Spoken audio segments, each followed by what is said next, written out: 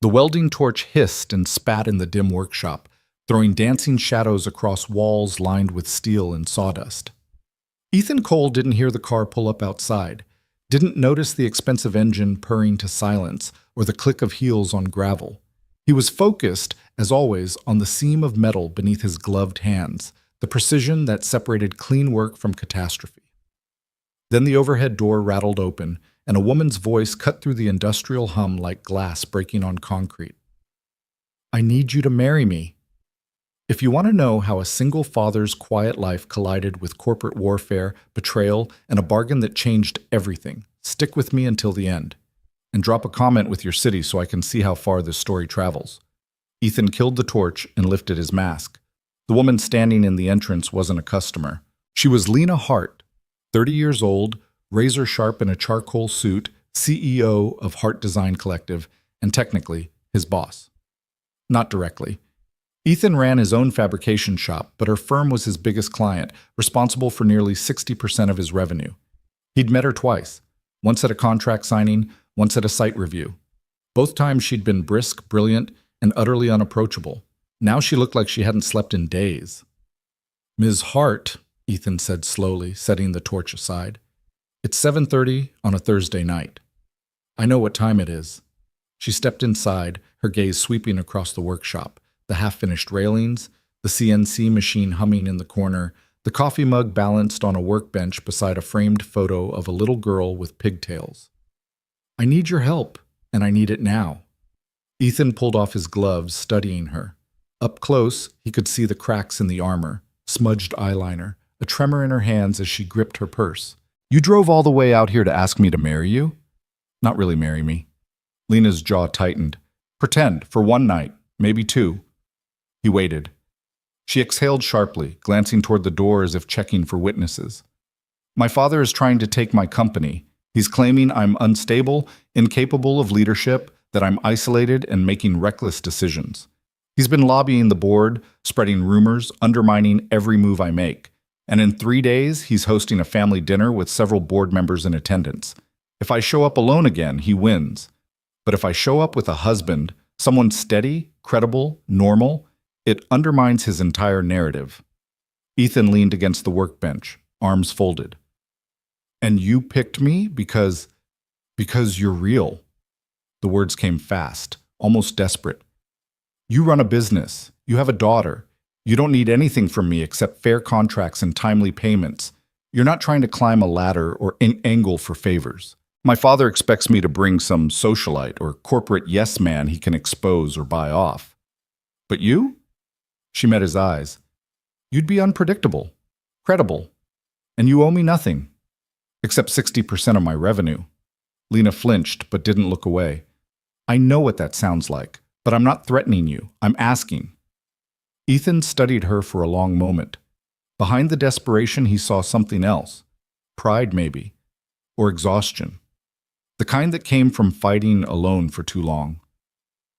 "Why does your father want your company?" "Control." Lena's voice went flat. "He built Hart Industries into an empire, but I left. Started my own firm. Proved I didn't need his name or his money to succeed. He's never forgiven me for it. And now that Hart Design is worth something, he wants it folded into his portfolio. Wants me back under his roof, under his rules. He'll destroy everything I've built before he lets me keep it on my own terms." Sounds like a bastard. He is. Ethan glanced at the photo on his workbench. Mia, age 7, missing her 2 front teeth. She was with his sister tonight, safe and oblivious to the chaos adults created. He thought about the contracts Lena's firm had sent his way over the past 2 years. Good work. Fair terms. No games. And he thought about what it would mean to lose that income, to scramble for new clients, to explain to Mia why they couldn't afford the after-school program anymore. But he also thought about the look in Lena's eyes. Not entitled, not manipulative, just tired. "If I do this," Ethan said slowly, "it's not one-sided." Lena blinked. "What do you mean?" "I mean, if I'm playing your husband, you're playing my wife. All the way. My friends, my life, my world, you show up for that too. No half measures. No slumming it for appearances and then disappearing. If we're selling this, we sell it completely. She stared at him, something unreadable flickering across her face. Why? Because I'm not your prop. Ethan's voice was calm but firm. And if we're lying to your father, we do it right. Otherwise, he'll see through it in 5 minutes, and we both lose. Lena was silent for a long moment. Then, slowly, she nodded. Okay. Okay. She pulled a slim envelope from her purse and set it on the workbench. The dinner is Saturday night, 7 o'clock. I'll send you the address and some background. Things you'd need to know. About me, about him. Ethan picked up the envelope, feeling its weight. And after Saturday? We see what happens. Lena's expression was unreadable. If it works, maybe a few more appearances. Enough to stabilize things. Then we part ways. Cleanly. Cleanly, Ethan echoed. Lena extended her hand. Ethan shook it, her grip firm and cool. For just a second, neither of them let go. Then she turned and walked out, heels clicking against concrete, leaving Ethan alone in the workshop with the smell of welding smoke and the distant hum of machinery. He opened the envelope. Inside was a single sheet of paper, typed and precise. Lena Marie Hart, born October 14th, only child, MBA from Wharton, founded Hart Design Collective 4 years ago. No criminal record, no scandals. One broken engagement 3 years past, allergic to shellfish, prefers scotch to wine, drives herself everywhere, hates being late. Beneath that, in handwritten script, thank you. Ethan folded the paper and slipped it into his pocket. Then he picked up his phone and texted his sister. Can you keep Mia through Sunday? Something came up. Her reply came instantly. Everything okay? Ethan stared at the message for a long moment. Then he typed, yeah, just need a favor. What? Saturday arrived faster than Ethan expected. He spent Friday evening cleaning his truck, ironing the one suit he owned, a charcoal gray number he'd bought for a funeral 3 years ago, and Googling how to survive a dinner with rich people. The results were less helpful than he'd hoped. Lena had sent him a detailed file. Her father's name was Richard Hart, 64, founder and CEO of Hart Industries, a conglomerate specializing in commercial real estate and development.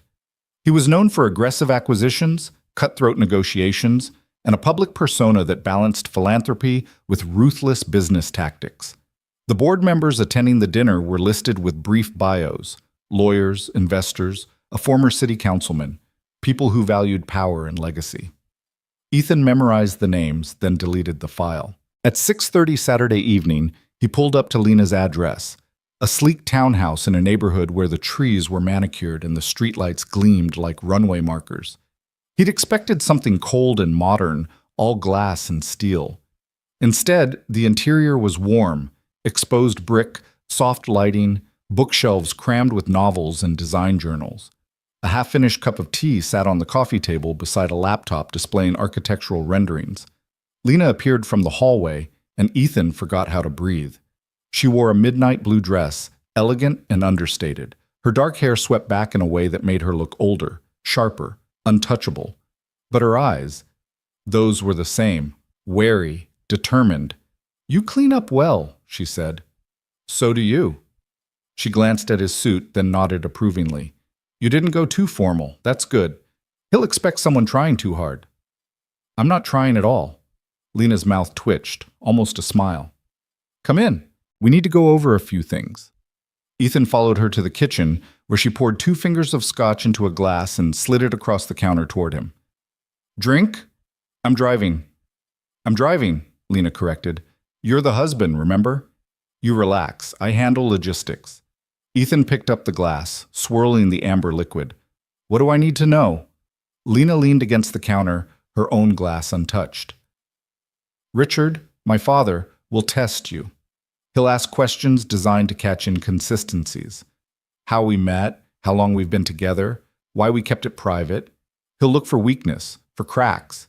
If he senses you're uncomfortable or unsure, he'll push until you break." "So what's our story?" "We met 2 years ago. You were contracted to fabricate custom fixtures for one of my projects. We kept things professional at first, but over time..." She trailed off, her gaze distant. Over time, it became something else. We've been together for 8 months, married for 2. We kept it private because I didn't want the distraction and you didn't want the attention. Why 2 months? Because it's recent enough to explain why no one knows, but long enough to suggest stability. Lena's voice was clinical, like she was presenting a project proposal. And because my father will have been monitoring me for the past year. If we claim anything longer, he'll have proof it's a lie. Ethan nodded slowly. What about Mia? Lena's expression softened just slightly.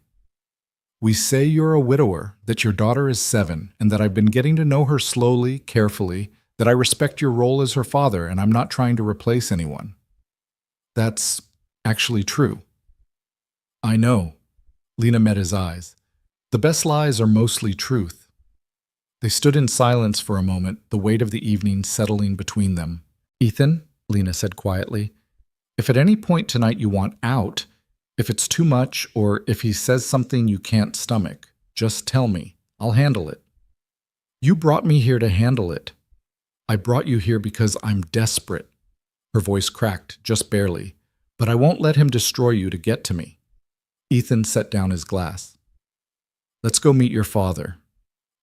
The Hart estate sat on 5 acres of meticulously landscaped grounds, the kind of place where even the trees looked expensive. Lena pulled her car, a sleek black sedan, understated but unmistakably high-end, through wrought iron gates that opened automatically, as if the property itself recognized her. Last chance to run, she murmured. Ethan glanced at her. In the dashboard light, she looked younger, vulnerable. I don't run. She parked in a circular driveway beside 2 other cars, a Mercedes and a Bentley, and killed the engine. For a moment, neither of them moved. Ready? Lena asked. Ethan reached over and took her hand. Her fingers were cold. We do this together. She nodded, squeezing his hand once before letting go. The front door opened before they reached it, revealing a woman in her 50s wearing a crisp uniform. Ms. Hart, Mr. Cole, please come in. The interior was exactly what Ethan expected. Marble floors, soaring ceilings, art that probably cost more than his truck. Everything gleamed with the kind of wealth that didn't need to announce itself. Richard Hart was waiting in the dining room. He stood at the head of a long table set for 8, a glass of red wine in hand, his posture relaxed but his eyes sharp. He was tall, silver-haired, with the kind of presence that filled a room without effort. When he smiled, it didn't reach his eyes. Lena. His voice was smooth, measured. You're late. We're exactly on time, Lena replied coolly. Richard's gaze shifted to Ethan, assessing him in a single sweep. And this must be the mysterious husband. Ethan extended his hand. Ethan Cole. Richard's handshake was firm, calculated to intimidate. Ethan matched it without flinching. Ethan Cole, Richard repeated, as if tasting the name. Lena tells me you're in fabrication. I run a custom metalwork shop. Railings, fixtures, structural components, mostly commercial contracts. Fascinating. Richard's tone suggested it was anything but. And how did you and my daughter meet? She hired me, Ethan said simply. 2 years ago. Needed some custom work for a project downtown. We got to talking. And talking led to marriage? Eventually. Richard's smile sharpened. How romantic. And yet, Lena never mentioned you. Not once. In 2 years. Lena stepped forward, her voice calm. Because I knew you'd do exactly this. This? Richard gestured innocently. I'm simply getting to know my son-in-law. You're interrogating him. I'm being a father. The other guests began filtering in, board members, their spouses, all polished and polite. Introductions were made, pleasantries exchanged. Ethan shook hands, smiled, and remembered names. But beneath the surface, he could feel Richard's attention like a weight, pressing down, waiting for him to slip. Dinner was served in courses, each more elaborate than the last. The conversation flowed around topics Ethan had no stake in: mergers, acquisitions, political donations. He listened more than he spoke, answering questions when asked but never volunteering more than necessary. Then Richard leaned back in his chair, swirling his wine. Tell me, Ethan, what do you think of Lena's company? The table quieted. Ethan met Richard's gaze. I think she built something from nothing. No inherited capital, no safety net, just vision and grit. That's harder than most people understand. And yet it's struggling. Every business struggles, Ethan said evenly. The question is whether you adapt or collapse. Lena adapts. Richard's expression didn't change, but something flickered in his eyes. You sound very confident in her abilities. I am. Even though her firm is over-leveraged, even though she's lost 3 major contracts in the past 6 months? Lena's hand tightened on her fork, but Ethan didn't look at her. He kept his focus on Richard. I don't know the details of her finances. That's her business. But I know she doesn't quit, and I know she doesn't need someone else to solve her problems. Perhaps that's the issue, Richard said smoothly. Pride can be a liability. So can control. The silence that followed was absolute. Then Richard smiled, a slow, dangerous curve of his mouth. I like you, Ethan. You're blunt, refreshing even. But let me be equally blunt. My daughter is brilliant, but she's also reckless. She overextends, takes unnecessary risks, alienates people who could help her. If she continues down this path, her company will fail, and when it does, I'll be there to salvage what's left. Or, Ethan said quietly, you could let her succeed on her own terms. Richard's smile faded. You don't understand what's at stake. I understand that you're betting on her to fail, and I'm betting on her to prove you wrong. Richard stared at him for a long, frozen moment. Then he turned to Lena. Where did you find him? I told you, Lena said, her voice steady. He found me. The rest of the dinner passed in a blur of forced conversation and strained civility. When the final course was cleared, Richard stood, raising his glass. To family, he said, his gaze locked on Lena, and to understanding our limits. No one drank. Lena didn't speak until they were back in the car, the gates closing behind them. Then she let out a breath that sounded like she'd been holding it for hours. You did well, she said. He's going to come after you harder now. I know. Ethan glanced at her. Why did you really bring me tonight? Lena's hands tightened on the steering wheel. Because I needed someone who wouldn't fold, someone he couldn't buy or bully, someone who'd stand there and tell him the truth, even if it cost them. You think I told him the truth? Didn't you? Ethan leaned back against the seat, watching the city lights blur past. Yeah, I did. They drove in silence for a while. Then Lena pulled over, parking in a lot overlooking the river. The water gleamed under streetlights, black and cold. Thank you, she said quietly. You already thanked me. I mean it this time.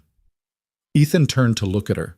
In the dim light, she looked exhausted and real. What happens now? Lena stared out at the water. Now we see if he believed us. And if he didn't, we figure out what comes next. Together? She met his eyes, something fragile and fierce in her gaze. Together. And for the first time since this whole charade began, Ethan thought maybe, just maybe, it wasn't entirely a lie. The following Tuesday, Ethan was elbow-deep in a custom gate project when his phone buzzed. He ignored it the first time, focused on getting the weld seam perfectly straight. The second buzz made him pause. The third made him pull off his mask. 3 texts from Lena. The first was an address. The second was a time, 7 p.m. tonight. The third simply read, My turn to show up for you. Ethan stared at the screen, then at the clock on the workshop wall. It was already 5:30. He looked down at his grease-stained shirt, the metal shavings clinging to his jeans, and felt something close to panic. His phone buzzed again. Come as you are. That's the point. He typed back. Where are we going? Her response came immediately. You'll see. At 7 o'clock sharp, Lena pulled up outside Ethan's house, a modest 2-story in a neighborhood where kids played basketball in driveways and neighbors knew each other's names. She was dressed down tonight, jeans, a simple sweater, her hair loose around her shoulders. She looked almost unrecognizable from the woman who'd commanded that dinner table.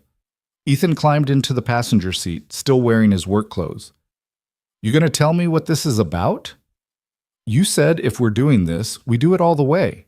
Lena put the car in gear. You showed up for me. Now I show up for you. I didn't ask you to. I know. She glanced at him, something softer in her expression. But you will. Eventually. And when you do, I want you to know I meant what I said. They drove across town, past the renovated lofts and trendy restaurants, into a part of the city where the buildings wore their age honestly. Lena parked outside a bar called McGinty's, the kind of place with neon beer signs in the window, and a jukebox that still took quarters. Ethan looked at the weathered facade, then at Lena. How did you know about this place? You mentioned it once. During a contract meeting, said you and your friends meet here most Fridays. She unbuckled her seatbelt. So I'm meeting your friends.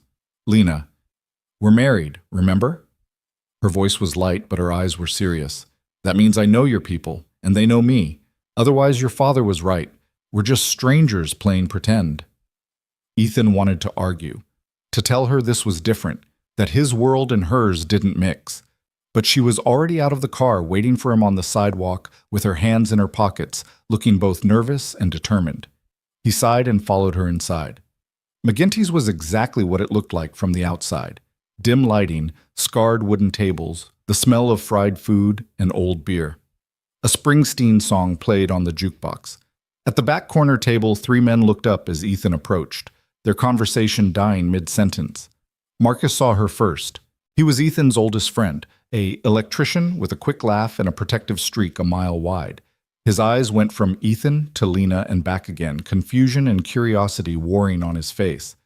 Ethan, you bringing clients to our table now? Not a client, Ethan said. He pulled out a chair for Lena, then took the seat beside her. This is Lena, my wife. The silence that followed was spectacular. Danny, a plumber who'd known Ethan since high school, actually choked on his beer. Your what? Wife, Ethan repeated, keeping his voice steady. Since when? This from JP, a carpenter who'd helped Ethan build half the fixtures in his workshop. He was staring at Lena like she'd materialized from thin air. 2 months, Lena said, her voice calm despite the 3 pairs of eyes fixed on her. We kept it quiet. For various reasons. Marcus leaned back in his chair, arms crossed. Various reasons. Marcus, Ethan said quietly, but Lena held up a hand. No, it's fine. He's protecting you. She met Marcus's gaze head on. You want to know if I'm using him? If I'm some rich corporate type who needed a convenient husband for appearances, that's fair. The answer is complicated. Try me, Marcus said. Lena didn't flinch. My father is trying to take my company. He thinks I'm unstable, incapable, too isolated to lead effectively. Ethan agreed to pose as my husband at a family dinner to undermine that narrative. In exchange, I'm here, meeting his friends, entering his life, making this real enough that it works for both of us. Danny blinked. You're admitting it's fake? I'm admitting it started as strategy, Lena corrected. What it becomes depends on what we build from here. JP whistled low. That's either the most honest thing I've ever heard or the best con I've seen. It's honest, Ethan said, and it's temporary. We're helping each other. Marcus studied them both for a long moment. Then he pushed a basket of fries across the table toward Lena.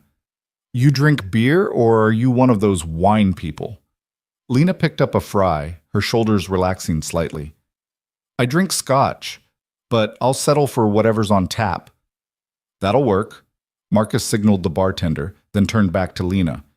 So you run a design firm. What kind of design? Architectural. Commercial spaces, mostly. Some residential. Lena accepted the beer the bartender brought over. We specialize in adaptive reuse, taking old industrial buildings and converting them into functional modern spaces. You mean gentrification, JP said, but there was curiosity in his tone rather than accusation. Sometimes, Lena admitted, but we try to preserve the character of neighborhoods, work with local businesses, keep projects accessible. It doesn't always work, but we try. And Ethan does fabrication work for you? Some of the best metalwork I've seen. Lena glanced at Ethan. His railings are in 3 of my current projects. Every contractor I've sent his way has thanked me. Danny grinned. So you married him for his welding skills? Among other things. The conversation shifted after that, loosening into the easy rhythm of people testing boundaries. Marcus told a story about a disastrous electrical job that had Lena laughing into her beer. JP described a client who'd changed the project specs 5 times, and Lena commiserated with genuine frustration. Danny asked about her company, and she answered without jargon or condescension, explaining complex concepts in language that made sense. An hour passed. Then 2. Ethan watched Lena lean into the conversation, her guard dropping piece by piece. She wasn't performing here. There was no one to impress, no points to score. Just 3 skeptical men in a bar that smelled like old wood and fried fish. When Marcus stepped outside to take a call, Lena excused herself to the restroom. The moment she was out of earshot, Danny leaned across the table. "Okay, real talk. What the hell is going on?" Ethan took a long drink. "Exactly what she said. You married a woman you barely know to help her fight her father?" "I'm pretending to be married to her. There's a difference." JP shook his head. "Man, you realize how insane this sounds?" "Yeah." "And you're doing it anyway?" "Yeah." Danny studied him. "You like her." "I respect her," Ethan corrected. "There's a difference." "Is there?" JP's expression was skeptical. "Because from where I'm sitting, you look at her the way you used to look at Sarah." The name hung in the air like smoke. Sarah, Ethan's late wife, gone 4 years now from a car accident that still felt unreal on bad days. The woman who'd given him Mia and 1,000 perfect memories before vanishing in a single terrible moment. "It's not like that," Ethan said quietly. "Maybe not yet," Marcus said, returning to the table. "But it could be." Ethan didn't answer. When Lena returned, the conversation shifted again. They talked about the neighborhood, about the construction projects reshaping the city, about the rising cost of materials and the shortage of skilled workers. Lena listened more than she spoke, asking questions that suggested genuine interest rather than polite curiosity.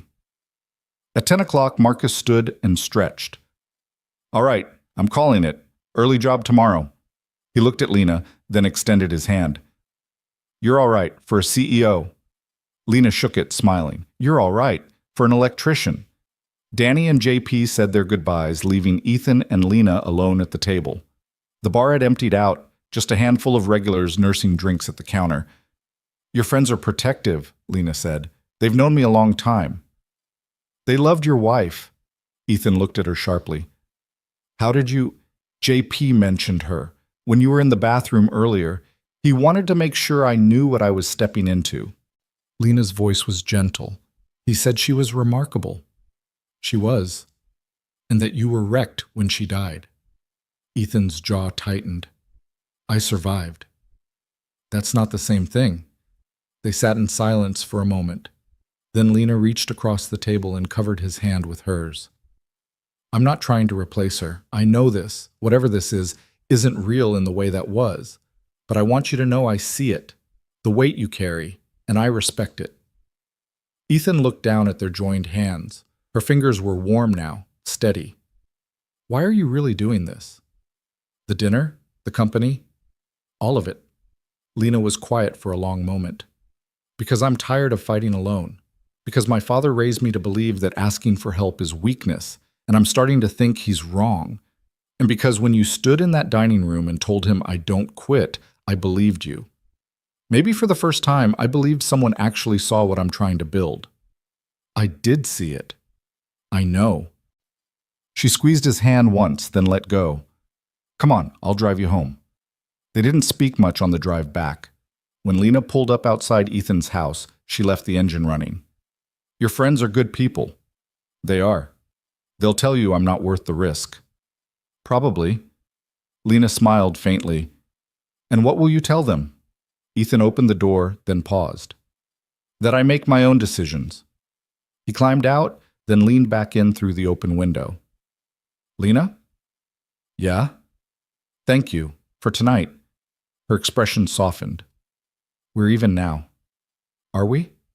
She didn't answer, just smiled and drove away, leaving Ethan standing in his driveway, watching her taillights disappear into the night. The next morning, Ethan's sister dropped Mia off at 7:30, still in her pajamas and clutching a stuffed rabbit. She launched herself into Ethan's arms with the full-body enthusiasm only a 7-year-old could muster. "Daddy, Aunt Claire made pancakes shaped like dinosaurs." Did she? Ethan carried her into the kitchen, setting her down at the table. "What kind of dinosaurs?" "Stegosaurus. And one T-Rex, but it looked more like a blob." Claire appeared in the doorway, coffee mug in hand. She was 3 years younger than Ethan, with the same dark hair and steady gaze. The T-Rex was artistic. Mia just doesn't appreciate abstract breakfast foods. Mia giggled, already distracted by the cereal box Ethan set in front of her. Claire waited until Mia was absorbed in building a fortress out of Cheerios before crossing her arms and fixing Ethan with a look. "Marcus called me." Ethan poured himself coffee. "Of course he did." "He said you got married." "Not exactly." "Ethan." He sighed, leaning against the counter. "It's complicated." "Then uncomplicate it." So he did. He told her about Lena's late-night visit, about the dinner with Richard Hart, about the agreement they'd made. He told her about McGinty's, about Lena meeting his friends, about the way she'd looked sitting in that booth like she belonged there. Claire listened without interrupting, her expression unreadable. When he finished, she took a long sip of coffee. "You're playing a dangerous game." "I know."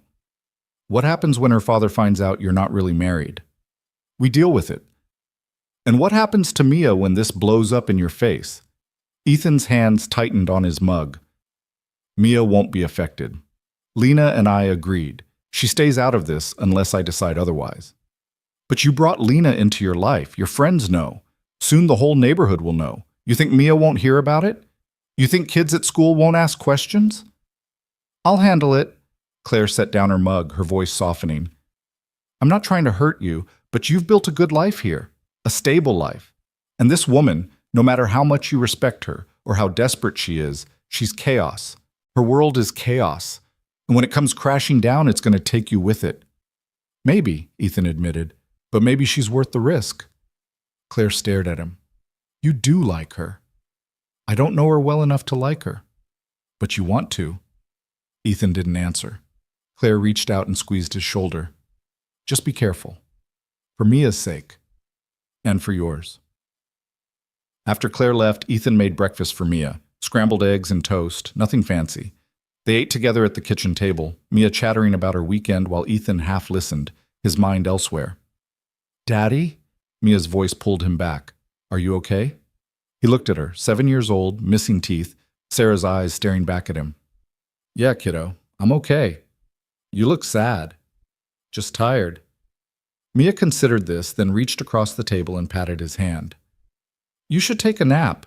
That's what Aunt Claire makes me do when I'm grumpy." Ethan smiled despite himself. "I'll keep that in mind." That afternoon, while Mia was at a friend's house, Ethan's phone rang. Unknown number. He almost didn't answer, but something made him pick up. "Mr. Cole?" The voice was smooth, familiar. Richard Hart. "I hope I'm not interrupting." Ethan's grip tightened on the phone. "What do you want?" "To talk, man to man." Richard sounded almost friendly. "I was impressed by you at dinner. You're direct, principled, qualities I respect. But I don't believe you're married to my daughter." Ethan said nothing. "I've had people look into you," Richard continued. "Your business, your background, your late wife. You're exactly what you appear to be, a hard-working single father trying to provide for his daughter. Admirable. But not the kind of man Lena would marry. You don't know your daughter as well as you think." "I know her better than anyone." Richard's tone hardened. "And I know when she's desperate. This marriage is a performance, Mr. Cole. A convincing one, I'll grant you. But a performance nonetheless. If you're so sure, why call me?" "Because I want to offer you a way out." Richard paused, letting the words hang. "Lena is going to lose her company. The board is already turning against her. Within 6 months, Hart Design will be absorbed into Hart Industries, whether she likes it or not. When that happens, she won't need you anymore, and you'll be left with nothing but broken contracts and a reputation for being her accomplice. Or Ethan said slowly. She'll prove you wrong. She won't, but let's say, hypothetically, she does. What then? You think she'll stay in your world? You think a woman like Lena will be content with a life in a workshop raising someone else's child? Richard's voice turned cold. You're a convenience to her, a tool, and when she's done using you, she'll discard you without a second thought. You done? Almost. Richard's tone shifted again, becoming almost paternal. I'm prepared to offer you compensation. Double your annual revenue. Cash, up front. All you have to do is walk away, publicly. Make it clear the marriage was a mistake, that you and Lena are separating. Give me the leverage I need and I'll make sure you and your daughter are taken care of. Ethan was silent for a long moment. Then he said very quietly, Go to hell. He hung up. His hands were shaking. He set the phone down and stared at it, Richard's words echoing in his head. You're a convenience, a tool. Was he? Was that all this was?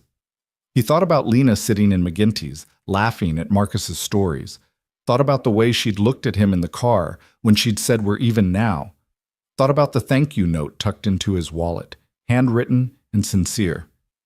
She wasn't using him. He knew that. But Richard's words had found their mark anyway, planting doubt where there'd been certainty. His phone buzzed. A text from Lena. Dinner tomorrow? I'll cook. Or attempt to. Ethan stared at the message. He could say no. Could pull back, protect himself and Mia from whatever storm was coming. Could take Richard's money and disappear. Instead, he typed, What time? Her response came immediately. 7. Bring Mia if you want. I'd like to meet her. Ethan's breath caught. Lena had never asked about Mia, never pushed to be included in that part of his life. She'd respected the boundary he'd drawn without question. Now she was crossing it, willingly. He typed back, Just me this time. But soon. Okay, see you tomorrow. Ethan pocketed his phone and went back to work, trying to ignore the feeling that he'd just stepped off a cliff with no idea where he'd land. The next evening, Ethan arrived at Lena's townhouse with a bottle of wine and a knot in his stomach. She opened the door in jeans and a t-shirt, her hair pulled back, flour on her cheek. Fair warning, she said, stepping aside to let him in. I'm a terrible cook. Should I be worried? Depends on your tolerance for culinary disaster. The kitchen smelled like garlic and something burning.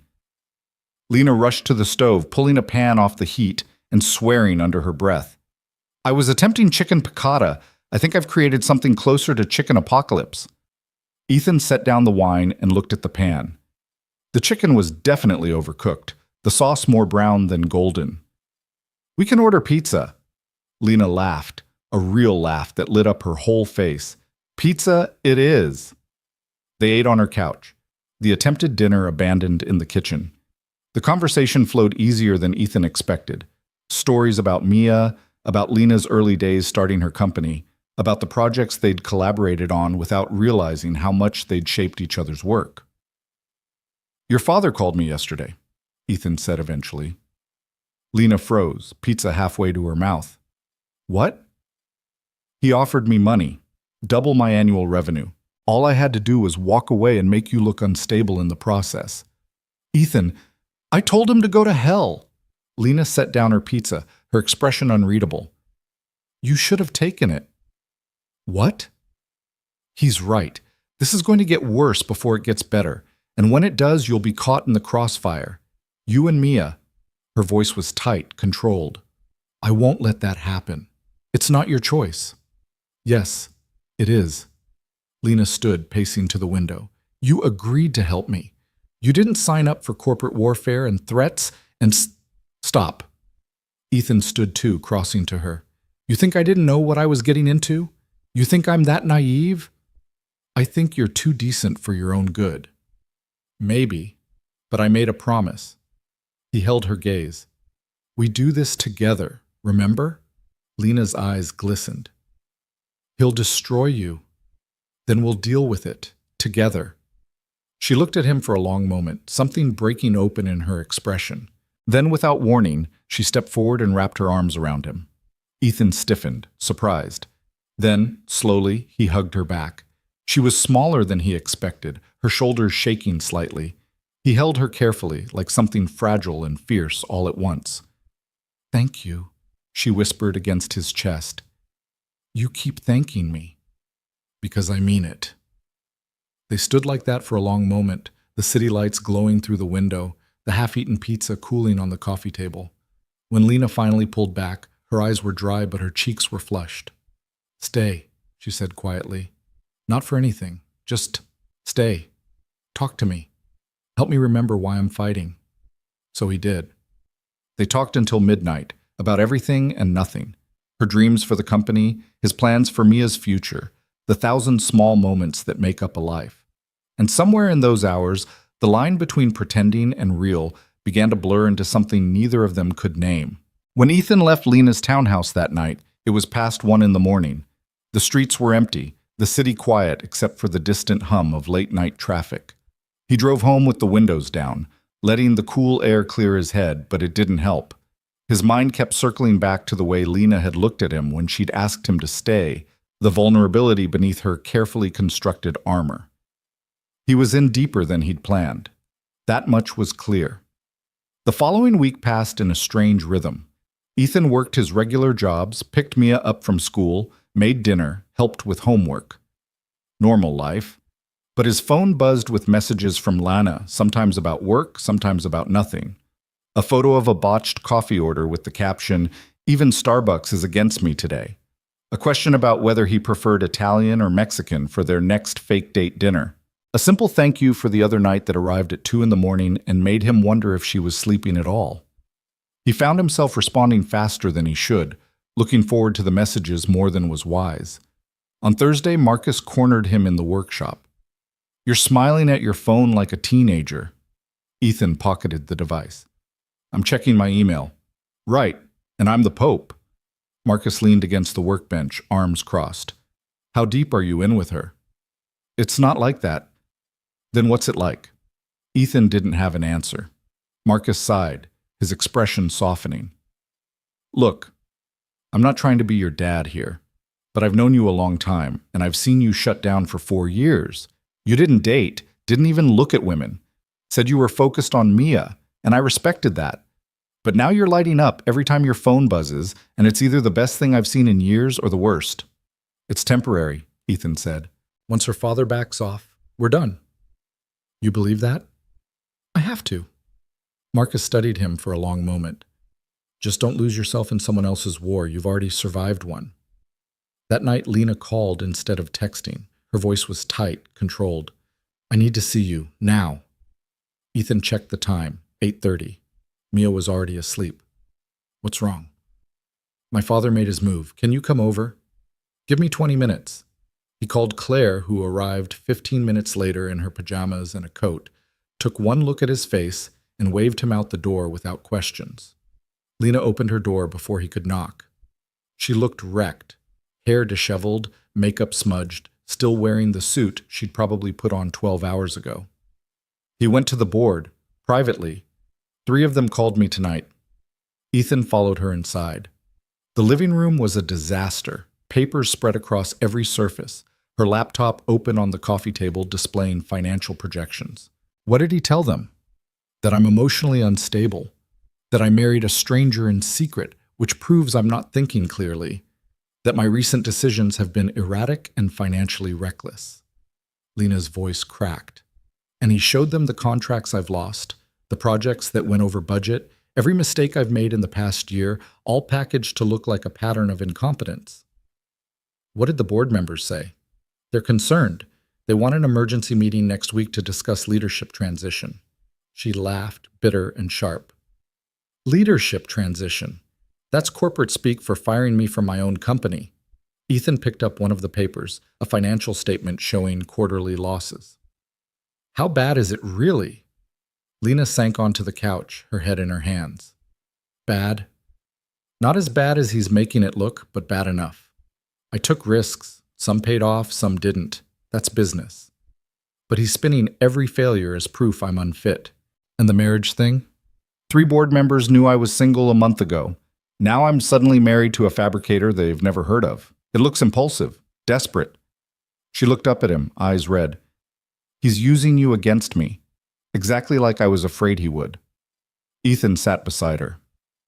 So we prove it's real. How? We show them we're not impulsive, that we've been together longer than 2 months, that we kept it private for legitimate reasons, that you're not unstable. You're just someone who fell in love and didn't want it turned into a boardroom spectacle. Lena stared at him. You want to lie more? I want to fight back. Ethan leaned forward, his voice steady. Your father is betting on you folding, on you being embarrassed or scared enough to walk away. So don't fold, double down. And when he proves we're lying, then we make sure he can't. Ethan pulled out his phone. We need documentation, photos, receipts, anything that suggests we've been together longer than we have. We need witnesses who'll say they knew about us before the wedding. We need to make this so convincing that even if he suspects, he can't prove it. Lena was quiet for a long moment. Then she said very softly, This is insane. Yeah. We could both lose everything. Probably. She looked at him, searching his face for something. Why are you doing this? Because you asked me to. Ethan held her gaze. And because I'm starting to think your father is exactly the kind of bastard who needs to lose. Something shifted in Lena's expression, gratitude maybe, or recognition. She reached out and took his hand, threading her fingers through his. If we do this, we do it right. No half measures. No half measures, Ethan agreed.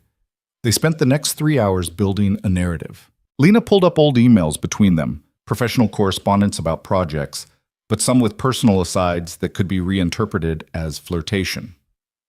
Ethan scrolled through his phone for photos from job sites where Lena had appeared for inspections, finding angles that suggested intimacy rather than business. They created a timeline. Met 2 years ago, started dating 18 months ago, kept it quiet because Lena didn't want the distraction and Ethan didn't want the attention.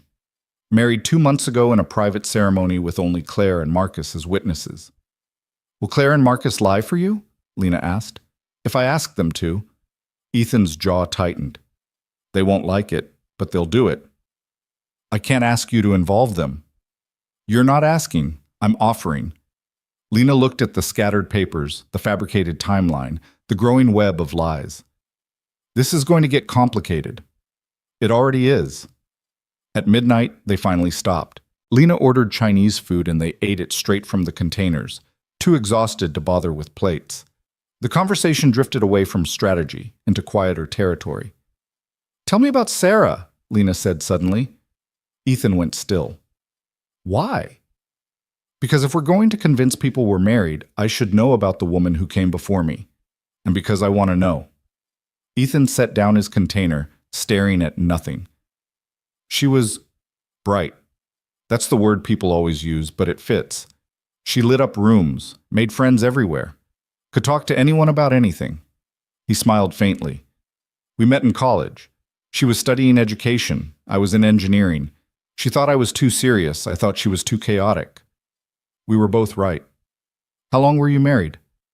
5 years? Mia was 3 when Sarah died. Car accident. Drunk driver ran a red light. His voice went flat. She was on her way home from a parent-teacher conference, died instantly. Lena's hand found his. I'm sorry. Everyone's sorry. Doesn't change anything. No, but it matters anyway. They sat in silence for a while. Then Lena said, My mother left when I was 12.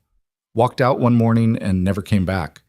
My father told everyone she had a breakdown, that she needed space. But I think she just couldn't stand him anymore. Couldn't stand the control, the manipulation, the way he turned everything into a power play. She stared at her hands. I swore I'd never let anyone control me like that. And here I am, 30 years old, still fighting him for the right to live my own life. You're winning. Am I? Lena's laugh was hollow. Feels like I'm losing. You're still standing, Ethan said. That's winning. She looked at him, something raw in her expression. You make it sound simple. It's not. But some things are worth fighting for, even when they're hard. Lena leaned her head against his shoulder, the gesture so casual and trusting it made Ethan's chest ache. I'm glad you're here. Me too. And he meant it. Despite the lies, despite the danger, despite everything rational in his brain screaming that this was a terrible idea, he meant it. The board meeting was scheduled for the following Tuesday. Lena spent the weekend preparing her defense, financial projections showing long-term growth, testimonials from satisfied clients, evidence that the losses Richard highlighted were temporary setbacks in otherwise successful projects. She rehearsed her presentation until she could deliver it in her sleep. On Monday night, Ethan brought Mia to meet her. He'd warned Lena in advance, giving her an out if she wanted it. But she'd insisted, saying if they were going to sell this marriage, people needed to see her with his daughter. The real reason, Ethan suspected, was that Lena wanted to meet Mia, wanted to see the part of his life he protected most fiercely. They met at a pizza place Mia loved, casual, loud, full of families. Lena arrived 15 minutes early, looking nervous in jeans and a sweater, her hair down. When Mia bounded up to the table, all energy and missing teeth, Lena's nervousness transformed into something softer. "You must be Mia," she said, extending her hand. "I'm Lena." Mia shook it solemnly. "Daddy says you're his friend." "I am." "He also says you're really good at building things." "I design them. Your dad builds them. He's much better at the actual making part." Mia climbed into the booth beside Ethan, studying Lena with the unfiltered curiosity of childhood. "You're pretty." Lena blinked, caught off guard. "Thank you." "Do you like pizza?" "I do." "What's your favorite kind?" "Pepperoni. Extra cheese." Mia's face lit up. "That's my favorite, too." The evening unfolded with surprising ease. Mia chattered about school, about her friends, about the science project she was building with Aunt Claire. Lena listened with genuine attention, asking questions that showed she was really hearing the answers. When Mia spilled soda across the table, Lena helped clean it up without fuss. When Mia wanted to play the arcade games in the back, Lena went with her, feeding quarters into machines and cheering when Mia won tickets. Ethan watched from the booth, something tight in his chest loosening. On the drive home, Mia was quiet for a while. Then she said, "I like Lena." "Yeah? She's nice, and she didn't treat me like a baby." "She's good people," Ethan agreed. Mia was silent for another moment. "Is she going to be around a lot?" "Maybe. For a while." "Good." Mia yawned, leaning against the window. "We need more girls around here. You and Uncle Marcus and JP are okay, but you're all boys." Ethan smiled. "Fair point." When he tucked Mia into bed that night, she hugged him extra tight. "Daddy?" "Yeah, kiddo." "Are you happy?" The question caught him off guard. "What makes you ask that?" "You smiled a lot tonight. You don't smile that much usually." Ethan brushed her hair back from her forehead. "I'm happy, Mia. I promise." "Good." She yawned again, already half asleep. "I love you." "I love you too." He stood in her doorway for a long moment, watching her breathe, before heading downstairs. His phone buzzed with a text from Lena. "Thank you for tonight. She's wonderful." Ethan typed back. "She liked you." "Good. Because I liked her too. A lot." There was a pause, then another message. "Tomorrow's going to be hard. You'll be fine." "Will I?" Ethan stared at the screen, then called her. She picked up on the first ring. "Hey," she said softly.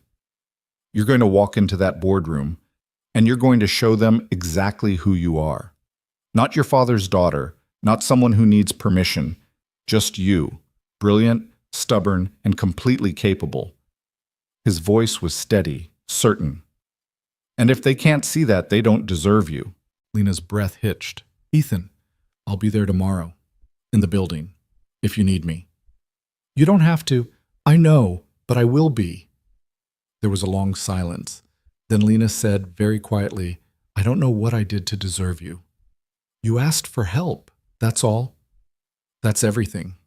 They said goodnight, but Ethan couldn't sleep. He lay in bed, staring at the ceiling, thinking about board meetings and lies, and the way Mia had smiled at Lena, thinking about Sarah, who would have liked Lena's directness, thinking about how much simpler life had been before a desperate CEO walked into his workshop and asked him to marry her. Simpler, but not better. The next morning, Ethan wore his good suit and drove to Heart Design's headquarters, A renovated warehouse in the industrial district, all exposed brick and steel beams. He'd fabricated half the metalwork in the building, but he'd never been inside during business hours. The receptionist looked confused when he gave his name. "I'm here for Lena Hart," he said. "I'm her husband."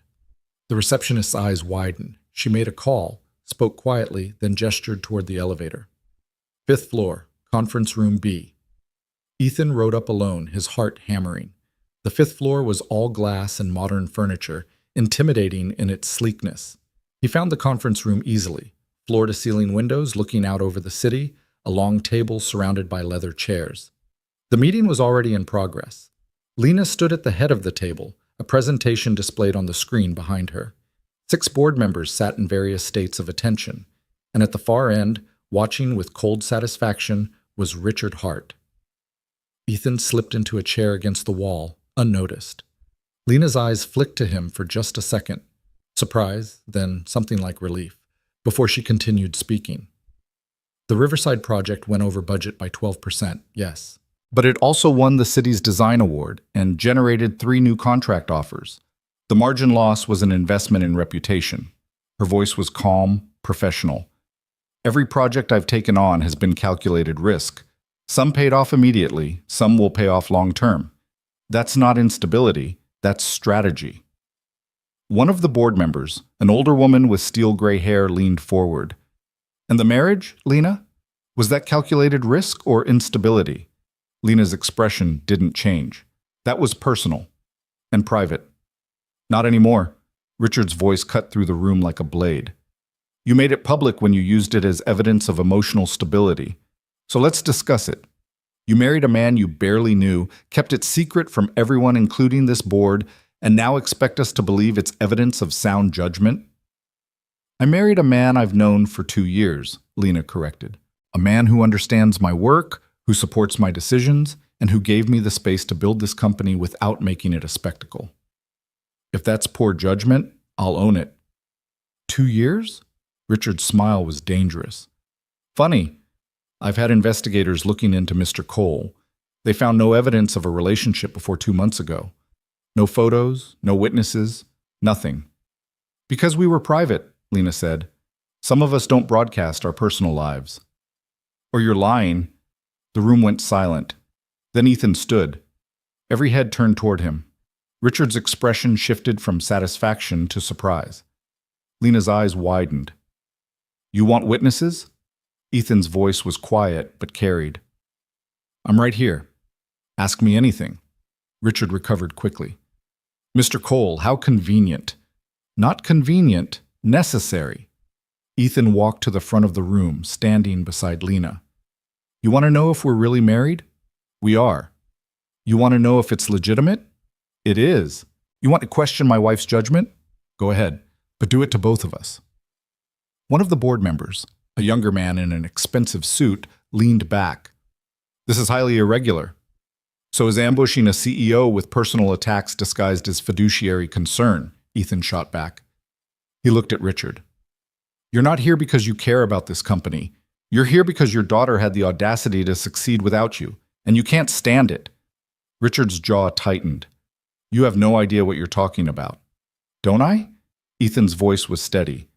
"You've been undermining her for years, spreading doubt, highlighting failures, ignoring successes. You're not protecting this company, you're sabotaging it, and everyone in this room knows it." The older woman spoke up. "Mr. Hart makes valid points. The financial losses are concerning." "They're temporary," Lena said, finding her voice. "And they're nowhere near the catastrophic failures he's describing. I've brought this company from nothing to 20 million in annual revenue in 4 years. I've built a reputation, a client base, and a team. If you want to fire me for taking risks, fine. But don't pretend it's about protecting the company. It's about protecting his ego." Richard stood, his voice turning cold. "I've heard enough. I'm calling for a vote. Either Lena steps down voluntarily, or we remove her as CEO and initiate a merger with Hart Industries." "You can't do that," Lena said. "I hold 30% of the shares. Combined with board votes, I have the majority." The room erupted into argument. Board members talked over each other, voices rising. Ethan watched Lena's face. saw the moment she realized she was losing, saw the fight drain out of her eyes. And then he did something crazy. He turned to Richard and said, "What if we prove it?" The room went quiet. Richard frowned. "Prove what?" "That we're really married, that this isn't some desperate scheme." Ethan looked at Lena, silently asking for permission. She stared back, confused and terrified. He turned back to Richard. "Give us 1 month. Let Lena present her full financial plan. Let the projects she's invested in start showing returns. If at the end of that month you still think she's unfit, we'll step aside. But you have to give her a fair chance. And what guarantee do I have that you won't simply disappear?" "My word," Ethan said. "And hers." Richard studied him for a long moment. Then he smiled, a slow, predatory expression. "All right, 1 month. But if you're lying, Mr. Cole, I'll destroy you both, your business, your reputation, everything." He looked at Lena. "And when I'm done, you'll beg me to take the company off your hands." Lena's voice was barely a whisper. "Deal." The meeting adjourned in chaos. Board members filed out, some throwing sympathetic looks at Lena, others avoiding her gaze entirely. Richard left without another word, his satisfaction evident. When the room emptied, Lena turned to Ethan. "What did you just do?" "Bought us time. By making a promise we can't keep." "We'll keep it." Ethan's voice was firm. 1 month. We make this marriage look real. We prove your company is solid, and we beat him. And if we can't? Ethan met her eyes. Then we go down fighting. Lena stared at him, something breaking and rebuilding in her expression all at once. Then, without warning, she grabbed his face and kissed him. It wasn't gentle. It was desperate, terrified, grateful. A collision of emotion that left them both breathless. When she pulled back, her eyes were wet. "I'm sorry," she whispered. "I shouldn't have—" Ethan kissed her back. Slower this time, deliberate. When they broke apart, he rested his forehead against hers. "We're in this together, remember?" "Together," she echoed. And for the first time since this whole charade began, Ethan wondered if they were still pretending at all. They stood in that empty conference room for a long moment, neither willing to acknowledge what had just happened. The kiss hung between them like smoke, impossible to ignore, impossible to take back.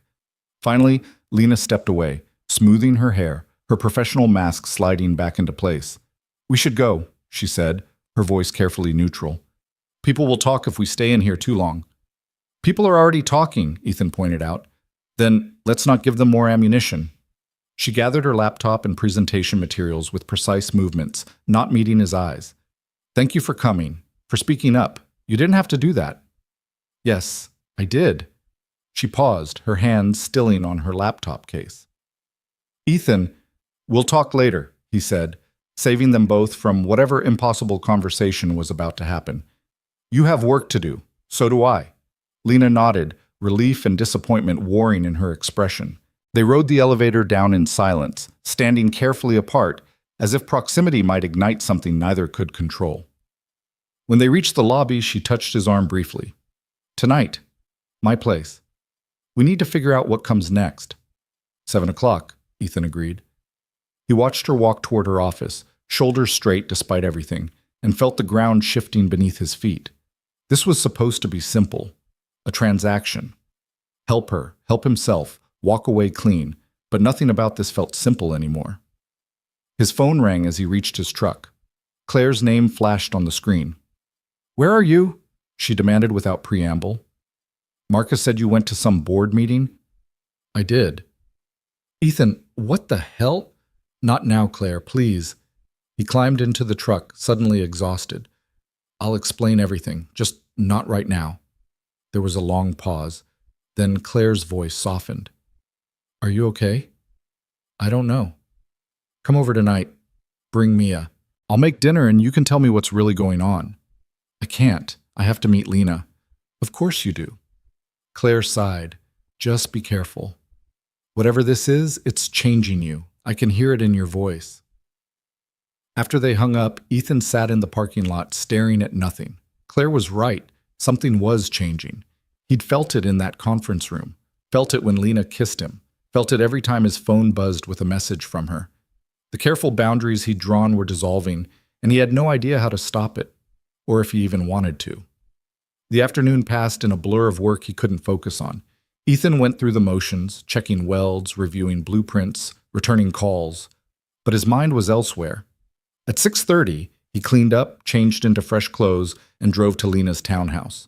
She answered the door in jeans and an oversized sweater, her hair still damp from a shower.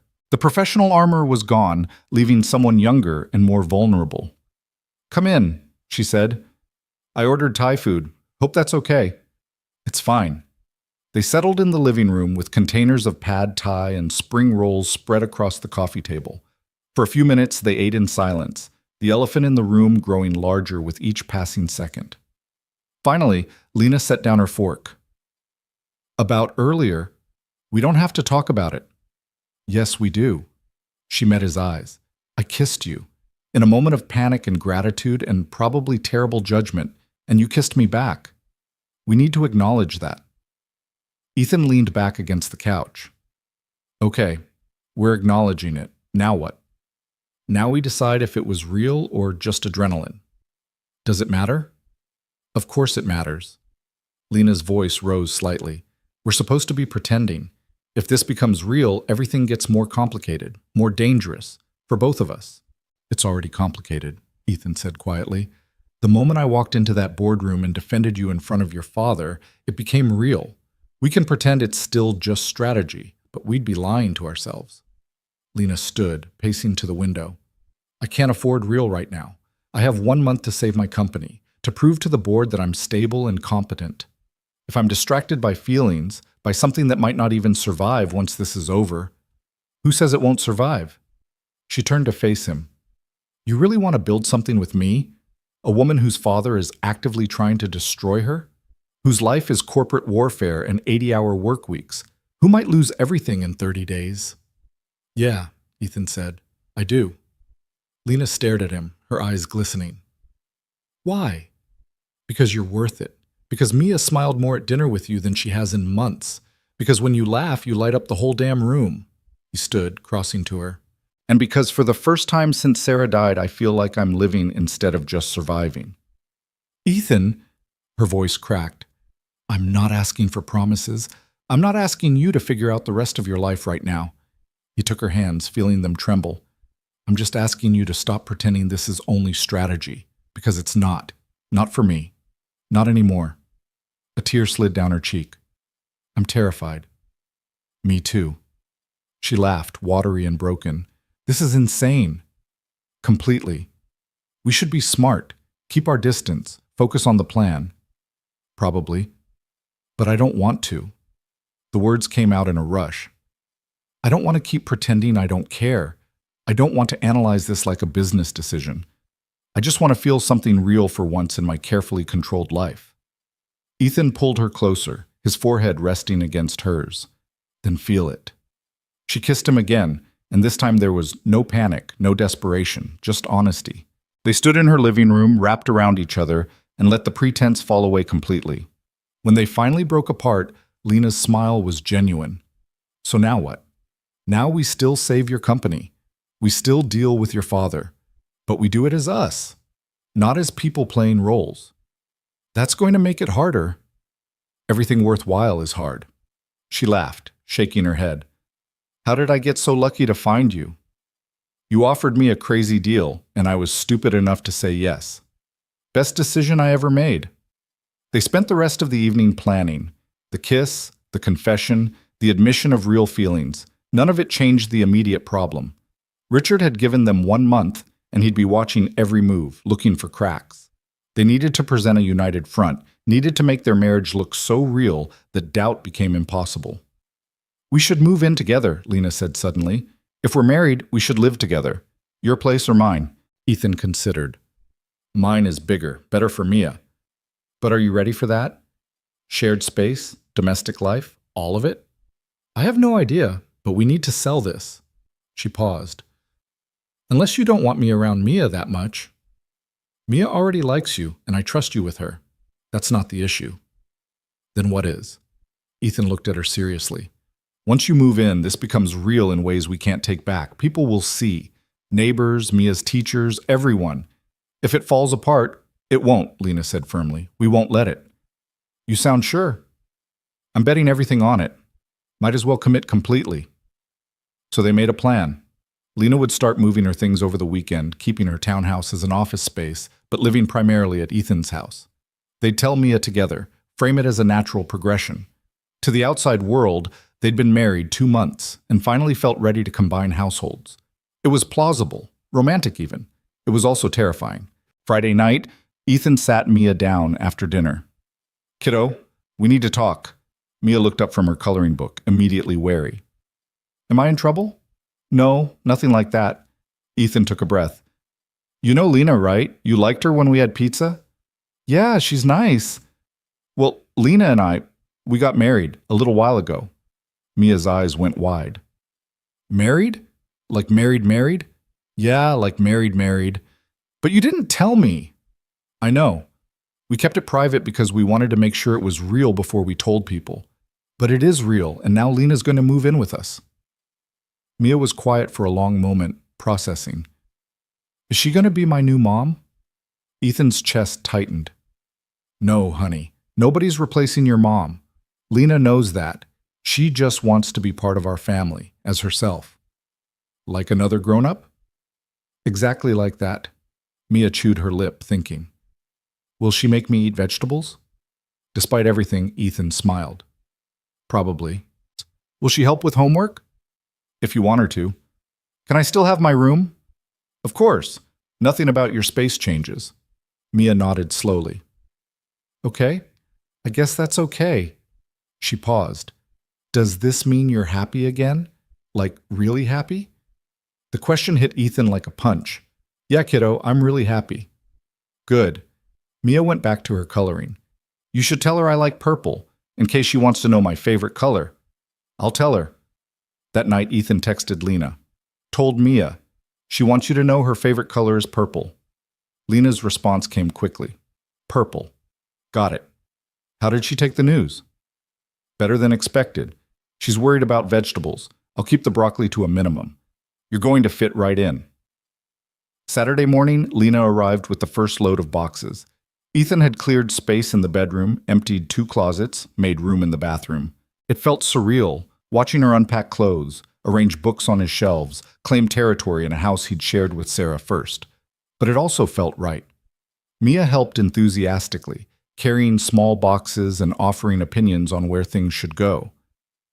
The blue vase should go in the living room, and these books can go on the shelf by the stairs.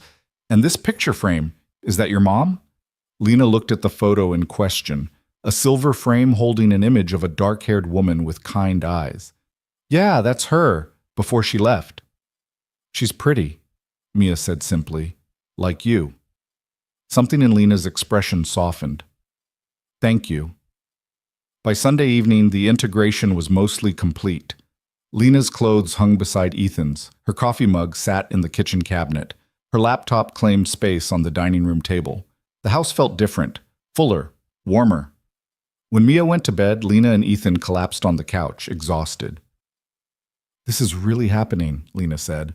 Second thoughts? About 100, but I'm still here. Ethan pulled her against him, and she settled into his side like she'd been doing it for years. We have 3 weeks left.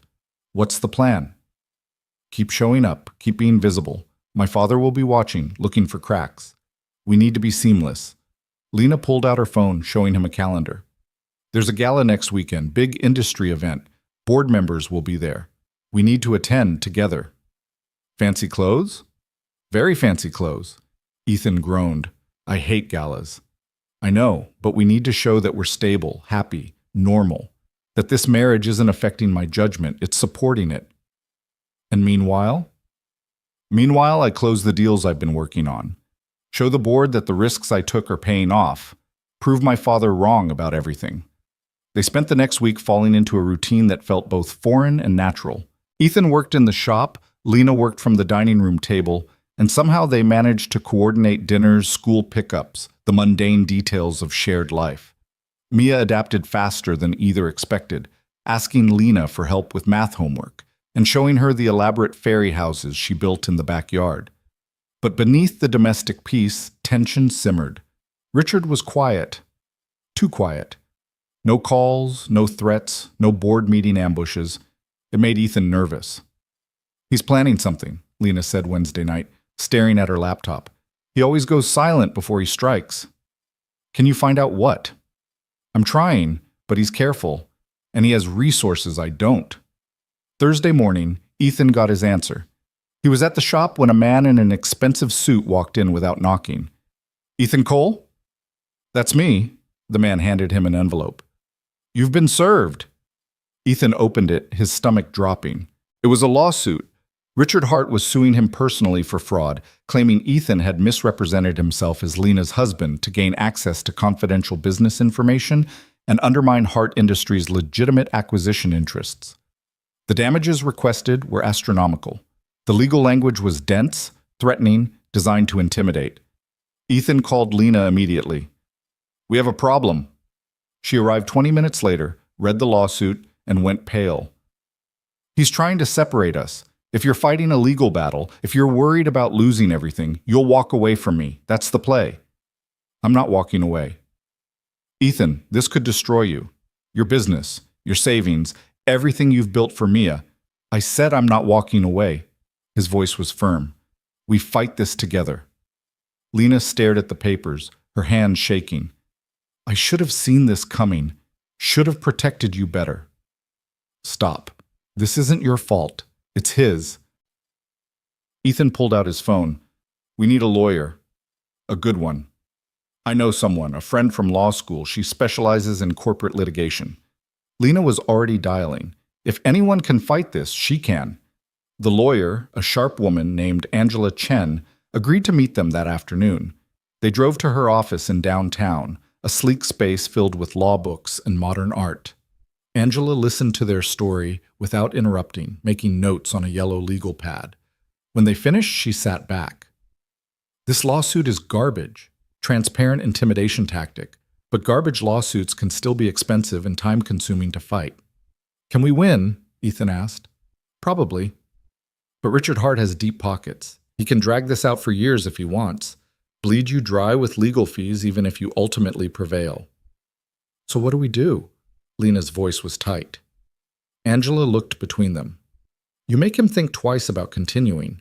You show him that going after Ethan means going after you both, and that you're prepared to fight back just as hard." She leaned forward. "Does Richard have any vulnerabilities? Anything he wouldn't want exposed?" Lena's eyes narrowed. "His business practices aren't always ethical. He's skirted regulations, pressured competitors, used intimidation tactics. Nothing illegal enough to prosecute, but enough to damage his reputation if it became public. Then we threaten exposure. File a countersuit alleging abuse of legal process, harassment, anti-competitive behavior. Make it clear that if he wants a war, he'll get one." "That could backfire," Ethan said. "Make him angrier." "Maybe. But right now he thinks you're soft targets. You need to show him you're not." Lena looked at Ethan. "Your call. It's your business at risk." Ethan thought about Mia, about the workshop he'd built with his own hands, about the quiet life he'd carved out after losing Sarah. He thought about Richard's smug face in that boardroom, the calculated cruelty of a man who couldn't stand to lose control. "Do it," he said. "File the countersuit." Angela smiled grimly. "I'll have papers ready by tomorrow." That night, Lena and Ethan sat in the backyard while Mia slept inside. The sky was clear, stars visible despite the city lights. They didn't talk much, just sat close, drawing comfort from proximity. "I'm sorry," Lena said finally. "This is exactly what I was trying to avoid. You getting hurt because of me." "I'm not hurt. I'm angry. There's a difference." "You're also being sued for $2 million. Only on paper. Angela says we'll win." "Winning and surviving are different things." Ethan turned to face her. "You asked me once why I was doing this. The real answer? Because I'm tired of playing it safe. I spent 4 years building walls, protecting Mia, avoiding risk. And I was surviving, but I wasn't living. You changed that. Whatever happens next, lawsuits, board meetings, your father's next move, at least I'm fighting for something real." Lena's eyes filled with tears. "I love you." The words hung in the air, huge and terrifying and undeniable. Ethan cupped her face in his hands. I love you too. They kissed under the stars, and for just a moment everything else fell away. The lawsuits, the deadlines, the uncertainty. There was just them, real and present, and choosing each other despite everything. The gala arrived on Saturday night. Lena wore a stunning black dress, elegant and powerful. Ethan wore the tuxedo she'd had delivered to the house, feeling like an imposter in the fancy clothes. But when Lena took his arm and smiled, he felt like he belonged. The event was exactly what Ethan expected. Hundreds of people in expensive clothes, champagne flowing, conversation focused on deals and influence. Board members circulated, watching Lena and Ethan with undisguised curiosity. Richard was there too, holding court near the bar, his expression unreadable when he spotted them. Remember, Lena murmured, we're happy, we're stable, we're exactly what we appear to be. We are what we appear to be, Ethan corrected. They worked the room together, Lena introducing Ethan to clients and colleagues, Ethan handling the attention with more grace than he expected. When asked about their relationship, they told the truth wrapped in careful phrasing, met through work, fell in love over shared projects, married quietly because they valued privacy. The story held because most of it was real. Richard approached them near midnight, his smile sharp. Lena, Ethan, what a lovely couple you make. Richard, Lena's voice was cool. I received your attorney's countersuit, quite aggressive. I'm impressed. You sued my husband for $2 million. What did you expect? Capitulation, honestly. But I see I underestimated you both. Richard sipped his champagne, Tell me, Ethan, how's your daughter handling all this attention? Must be confusing for a child. Ethan's jaw tightened. Mia's fine. Thanks for your concern. I'm sure she is. Children are resilient, though I wonder what she'll think when this all inevitably falls apart. When her father's business collapses under legal fees and her new stepmother disappears back to her own world. That's not going to happen, Lena said. No? Richard's smile widened. We'll see. You have 2 weeks left, Lena. 2 weeks to prove you're stable, that your company isn't failing, that this marriage is real. I'm looking forward to watching you try. He walked away, leaving them standing in the crowd, surrounded by strangers in formal wear. Ethan took Lena's hand. 2 weeks. We can do this. Can we? We have to. They stayed another hour, maintaining appearances, playing their roles, but when they finally left, climbing into Lena's car and driving home through empty streets, the weight of what they faced settled over them like fog.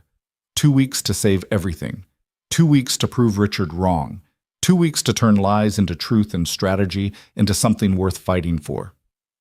As they pulled into the driveway, Lena turned to Ethan. Whatever happens, I want you to know, I don't regret any of this. Even the lawsuit? Even that. She smiled, sad and fierce all at once. Because it means we're really in this together. No pretending, no escape routes, just us against the world. Ethan leaned over and kissed her. Then let's make sure the world loses. They walked into the house to find Claire asleep on the couch, a book open on her chest.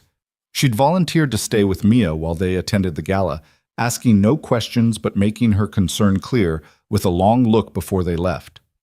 Now she stirred as they entered, blinking in the lamplight. How was it? She asked, her voice thick with sleep. Complicated, Lena said, slipping off her heels with visible relief. Claire sat up, studying them both. Richard was there? He made sure we knew he was watching. Ethan helped Lena out of her coat. But we held our ground. Claire stood, gathering her things. Mia went down easy, no nightmares, no questions about where you were. She paused at the door, looking between them. I still think this is crazy, but I also think you might actually pull it off. After she left, Ethan and Lena checked on Mia, still asleep, her stuffed rabbit clutched tight. They stood in the doorway together, watching her breathe, and Ethan felt the weight of what they were protecting. Not just a company or a reputation, but this, the quiet safety of a child who'd already lost too much. She deserves stability, Lena whispered. If we fail, we won't. Ethan pulled her close. Come on, we both need sleep. The next 2 weeks became a marathon of calculated moves and careful appearances. Lena worked 16-hour days, closing deals she'd been negotiating for months, pushing projects toward completion, generating evidence that her company was thriving despite Richard's claims. 3 major contracts came through in the first week: a corporate headquarters redesign, a museum restoration, and a mixed-use development that would become the centerpiece of her portfolio. Ethan supported her however he could, taking over dinner duties, managing the household, keeping Mia's routine stable while Lena fought for her professional life. He also worked with Angela to build their legal defense, providing documentation of his business relationship with Lena that predated their marriage arrangement, demonstrating that Richard's fraud claims were baseless. But Richard wasn't idle. He launched a whisper campaign among board members, suggesting that Lena's recent successes were desperate measures, unsustainable risks that would collapse once scrutiny intensified.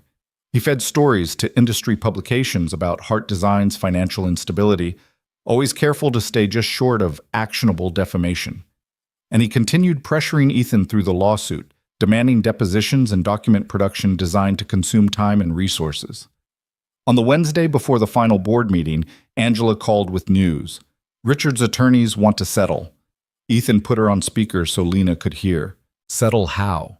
They'll drop the lawsuit if you publicly state that your marriage to Lena was a business arrangement that has since ended.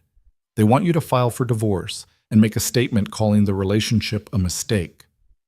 Lena's face went pale. He's trying to destroy my credibility 3 days before the vote. Exactly, Angela said. If Ethan files for divorce now, it looks like the marriage really was a sham. Richard gets his ammunition, the board votes against you, and he wins. Tell them no, Ethan said immediately. They're offering to cover your legal fees and provide $200,000 in compensation. I said no. Angela's voice softened. Ethan, I have to advise you that fighting this lawsuit could cost more than that. If we go to trial, then we go to trial. I'm not giving him what he wants. After Angela hung up, Lena sat in silence, staring at her hands. $200,000. That's more than you make in a year. I don't care. You should care. Mia's college fund, her future. We'll be fine. We'll be fine. Ethan knelt in front of her, taking her hands. This isn't about money. It's about not letting him win. He might win anyway. Maybe. But we go down fighting, remember? Lena pulled him into a fierce embrace, her voice muffled against his shoulder. I don't deserve you. Yes, you do. Friday night, Marcus, JP, and Danny came over for dinner, a show of solidarity that meant more than any of them said aloud. They grilled burgers in the backyard while Mia showed Lena how to catch fireflies in mason jars, their laughter carrying through the warm evening air. You look happy, Marcus said, watching Ethan watch Lena. Scared as hell, but happy. That about sums it up.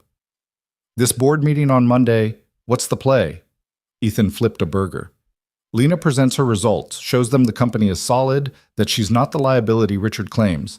We prove the marriage is real, that we're stable. Then we see if it's enough. And if it's not, then we figure out what comes next, together. JP joined them, beer in hand. For what it's worth, I think you two are good for each other. She's softened some of your edges. You've given her something to fight for besides just proving her father wrong. Assuming we survive the next 3 days.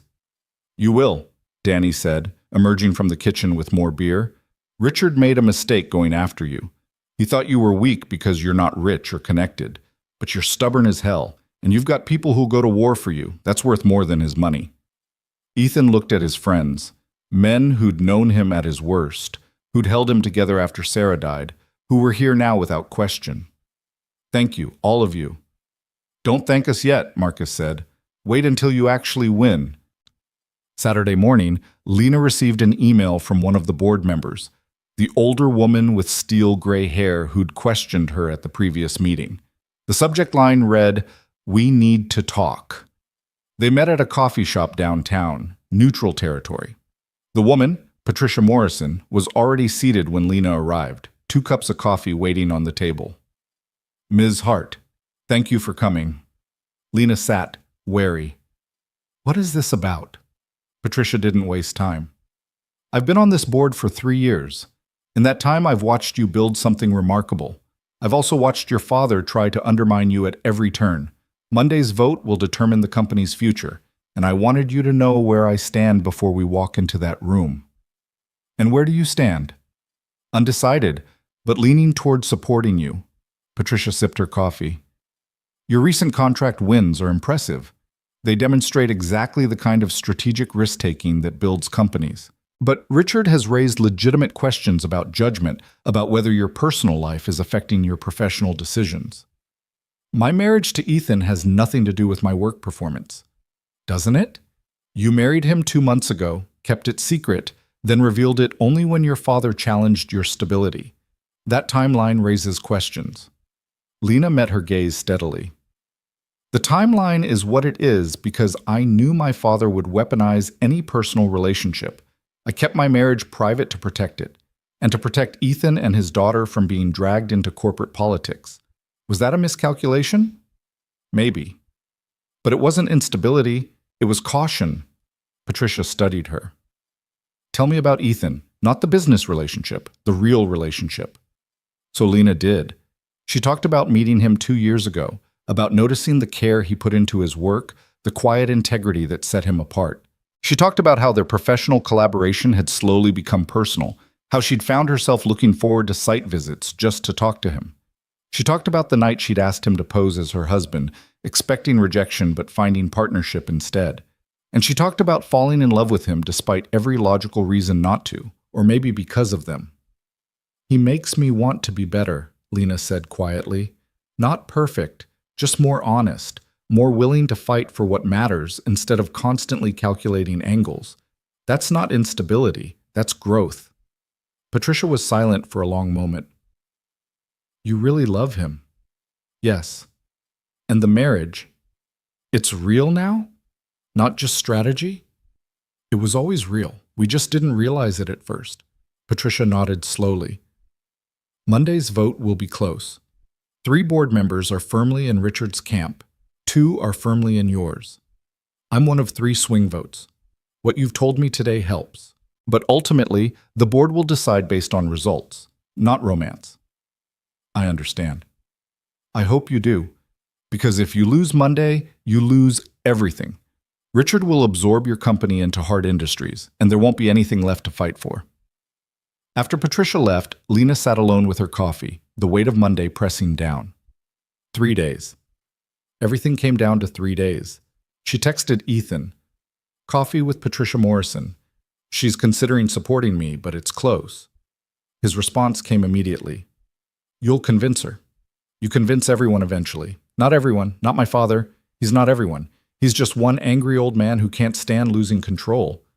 Lena smiled despite herself. I love you. I love you too. Come home. Mia wants to show you the fort she built. On my way. Sunday passed in surreal domesticity. They took Mia to the park, made pancakes for breakfast, watched a movie curled on the couch. They didn't talk about Monday, didn't rehearse arguments or strategize. They just existed together, storing up moments of peace against whatever storm was coming. That night, after Mia was asleep, Lena found Ethan in the workshop. He was running his hand along a railing he'd fabricated weeks ago, checking welds by feel as much as sight. Couldn't sleep? She asked. Too much in my head. He set down his tools. You? Same. She moved closer, studying the railing. This is beautiful work. It's for your Riverside project, supposed to be installed next month. Assuming I still have a company next month. Ethan pulled her into his arms. You will.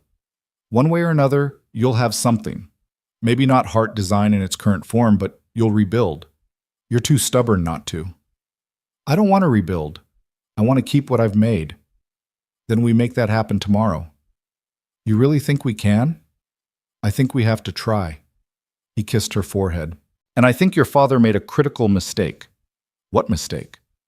He assumed you were alone, that you'd fold under pressure because you've always faced him alone. But you're not alone anymore.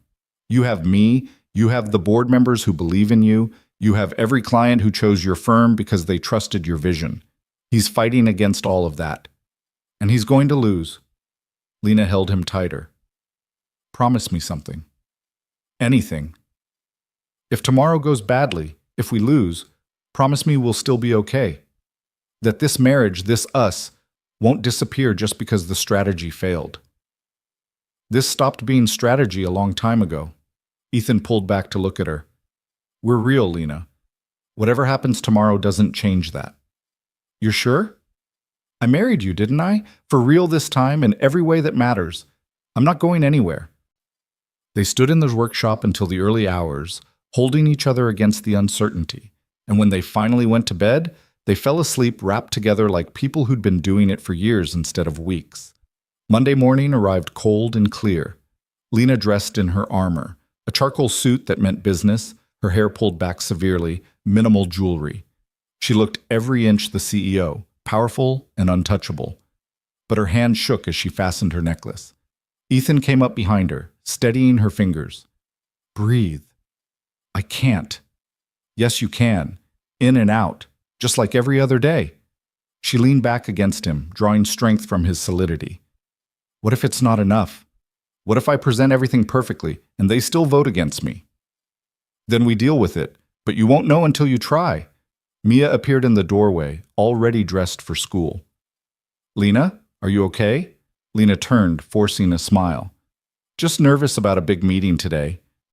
The one you've been working really hard for? That's the one. Mia crossed the room and hugged Lena fiercely. You're going to do great. You're the smartest person I know.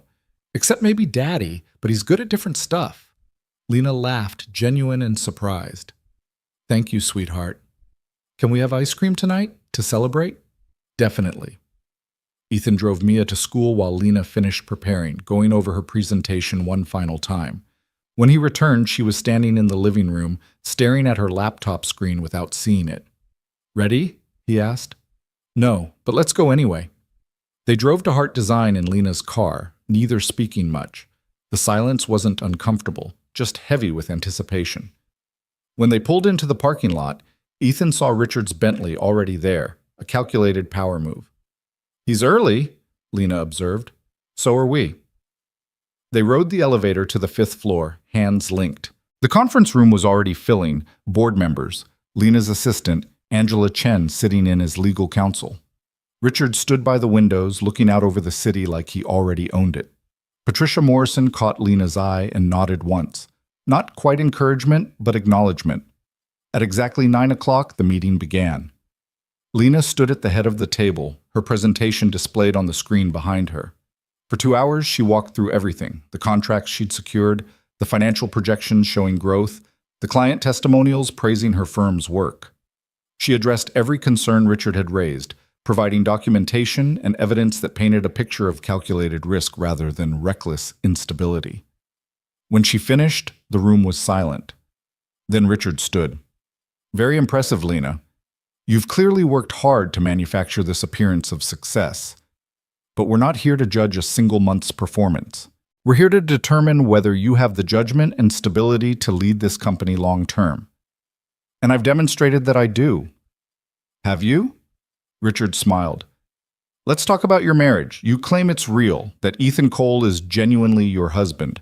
But the timeline is suspicious, the secrecy convenient. I've had investigators looking into your relationship, and they've found significant inconsistencies. Angela stood. Mr. Hart, unless you have actual evidence of fraud, these accusations are inappropriate. I have evidence. Richard nodded to his attorney, who distributed packets to each board member. Text messages, emails, calendar entries, all suggesting that your relationship with Mr. Cole was purely professional until approximately 2 months ago. There's no evidence of dating, no photographs together, no witnesses who can confirm a romantic relationship prior to your sudden marriage announcement. Lena's face went pale. Ethan reached for her hand under the table, squeezing tight. The evidence is clear, Richard continued. You fabricated this marriage as a desperate attempt to appear stable, and when I challenged it, you doubled down rather than admit the truth. That's not the behavior of someone fit to lead a company. That's the behavior of someone willing to lie to protect their position. Patricia Morrison leaned forward. Lena, is this true? Was the marriage fabricated? The room held its breath. Lena looked at Ethan. He nodded once, giving her permission for whatever came next. Yes, Lena said quietly. The room erupted. Board members talked over each other. Richard's smile widened. Angela started to object. Yes, Lena said louder, silencing them. Initially, the marriage was strategic. My father was undermining me, claiming I was unstable and isolated. I asked Ethan to pose as my husband at a family dinner to counter that narrative. He agreed on the condition that I show up for his life in return, that it be mutual, not transactional. We went into it as a business arrangement. You admit to fraud, Richard said triumphantly. I admit to strategy. But here's what my father missed. Lena stood straighter. What started as strategy became real. Ethan became real. The life we're building became real. We fell in love while pretending to be married, and then we made it real. Not for show, not for the board, but for us. Convenient timing, Richard scoffed. Maybe, but true, nonetheless. Lena looked around the table. I'm not going to stand here and pretend I handled this perfectly. I made mistakes. I should have been more transparent with the board, should have found another way to counter my father's attacks. But I was desperate, and I found someone willing to stand beside me when everyone else was walking away. If that's a failure of judgment, I'll own it. But it's also the most honest thing I've done in years. Ethan stood. I wasn't supposed to talk today, but I need to say something. Lena's telling the truth. We did start this as an arrangement, but somewhere between her meeting my friends and me defending her in front of this board, it stopped being pretend. I love her. Not her company, not her position. Her. And I'm asking you to judge her on her work, not on whether our relationship started conventionally. This is highly irregular, one of the board members muttered. Everything about this situation is irregular, Patricia said. She looked at Lena. You're asking us to trust you despite admitted deception. That's a significant ask. I know, but I'm also asking you to look at the results. My company is strong. My vision is sound. My judgment, outside of one admittedly complicated personal decision, has been excellent. If you vote me out, you're not protecting the company. You're just handing it to a man who wants to punish me for being independent. Richard's expression darkened. This isn't about punishment. It's about preventing disaster. No, Lena said firmly. It's about control. It's always been about control. You can't stand that I built something without you, that I succeeded on my own terms. So you're trying to take it away under the guise of concern. But this board is smarter than that. She looked at each board member in turn. I'm asking for your trust. Not because I've been perfect, but because I've been honest when it mattered. I could have kept lying, could have maintained the fiction that Ethan and I have been together for years. But I'm telling you the truth, even though it might cost me everything, because that's the kind of leader I am. Someone who makes hard calls, takes responsibility, and fights for what she believes in, even when it's messy. The room was silent. Then Patricia Morrison said, I'd like to call for a vote. The next 10 minutes felt eternal. Each board member voted in turn, voices measured and formal. 3 voted with Richard exactly as expected. 2 voted for Lena. Then came the swing votes. The first voted for Lena. The second voted with Richard. It came down to Patricia Morrison. She looked at Lena for a long moment, her expression unreadable. Then she said, I vote to retain Lena Hart as CEO of Hart Design Collective. Her work speaks for itself, and her honesty today, however uncomfortable, demonstrates the kind of integrity we need in leadership. 4-3. Lena had won. Richard stood abruptly. This isn't over. I'll challenge this vote, file injunctions. You'll do no such thing, Patricia said calmly. The vote is binding. The matter is settled. Hart Design remains independent under Lena's leadership. You're making a mistake. That's my prerogative as a board member, just as it was yours to raise these concerns. But the majority has spoken. Richard looked at Lena, his expression cold with barely contained rage. You think you've won, but you've lost more than you know. Your integrity, your credibility, the respect of everyone in this room. I have exactly what I need, Lena interrupted. My company, my team, and people who believe in me. You can leave now. For a moment, Richard looked like he might explode. Then he gathered his papers and walked out, his attorney scrambling to follow. The remaining board members offered congratulations, their tones ranging from enthusiastic to grudging. Angela smiled broadly, already planning to file motions to dismiss Richard's lawsuit. Patricia approached last. "You took a hell of a risk telling the truth," she said. "I know. It almost didn't work. If any of the swing votes had gone the other way, but they didn't." Lena extended her hand. "Thank you for trusting me." Patricia shook it firmly. "Don't make me regret it." After everyone left, Lena and Ethan stood alone in the conference room. The city spread out below them, afternoon sun glinting off glass towers, and Lena felt like she could finally breathe. "We did it," she whispered. "You did it." "We did it," she insisted. "I couldn't have survived this without you." Ethan pulled her into his arms, and she collapsed against him, the adrenaline draining away and leaving exhaustion in its wake. They stood like that for a long time, just holding each other, until Lena's assistant knocked gently on the door. "Ms. Hart? The Riverside clients are calling to confirm installation schedule. Should I—" "Tell them we're on track," Lena said, straightening, "and that I'll call them personally tomorrow to discuss timeline." Her assistant smiled. "Congratulations, by the way. We're all really happy you're staying." After she left, Ethan said, "You need to go be CEO now." "I do. And I need to pick up Mia and tell her we're celebrating tonight. Ice cream? The biggest sundaes they make." Lena kissed him, soft and grateful. "I love you. You know that, right?" "I know. I love you too. Even though I'm a mess who nearly destroyed both our lives with terrible judgment, especially because of that." He grinned. "Life's more interesting with you." That night, they took Mia to the ice cream parlor and ordered sundaes piled high with toppings. Mia chattered happily about school, about her friends, about the science fair project she was planning.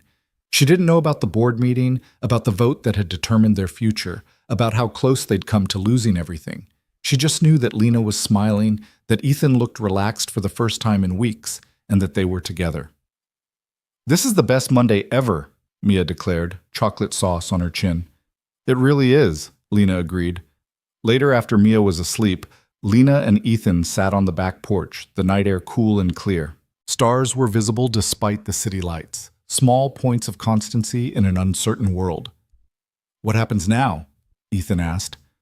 "Now I run my company, fight off my father's inevitable next move. Though Angela thinks the lawsuit will collapse once he realizes I'm not going anywhere. Build the projects I've been dreaming about, prove everyone right who believed in me." "And us?" "Us," Lena repeated, taking his hand. "We stop pretending we know what we're doing and just do it. Live together, love each other, figure out how to blend our worlds without losing ourselves. Make mistakes and fix them. Be messy and real and honest." "Sounds hard." "Everything worthwhile is hard," she said, echoing his words from weeks ago. Ethan pulled her close. "I'm in. For all of it. The hard parts, the good parts, the parts we haven't figured out yet. Even when I work too much and forget to eat dinner? Even then. Even when Mia decides she doesn't like me anymore? She's not going to. But even if she did, we'd work through it." Lena rested her head on his shoulder. "I keep waiting for the other shoe to drop, for this to fall apart, or reveal itself as a beautiful disaster. Maybe it is a beautiful disaster, but it's ours." "Ours," she agreed.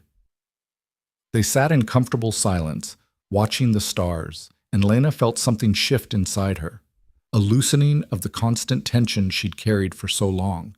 She'd spent years fighting alone, proving herself, building walls to protect what she'd created. And in one desperate moment, she'd asked a stranger to stand beside her. That stranger had become her partner, her husband, her home. The pretense was over. The lies had been exposed and forgiven. What remained was real, imperfect and complicated and absolutely worth fighting for. "Thank you," she said quietly. "For what?" "For saying yes. That night in your workshop when I asked you to marry me. You could have said no, should have said no, but you didn't." "The best decision I ever made." "Even though it nearly destroyed you?" "I'm not destroyed. I'm here, with you, watching stars in our backyard while our daughter sleeps inside. How is that destroyed?" "Our daughter," Lena repeated softly. "If you want her to be." "I want that more than anything." Ethan kissed her temple. "Then that's what she'll be. When she's ready, when you're ready, No rush, no pressure. Just us, building something real.